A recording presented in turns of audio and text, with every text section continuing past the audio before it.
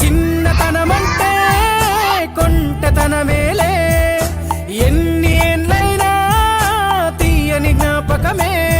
ఈ మానవ జీవన పయనంలో బాల్యం అద్భుతమే, మన బాల్యం అద్భుతమే.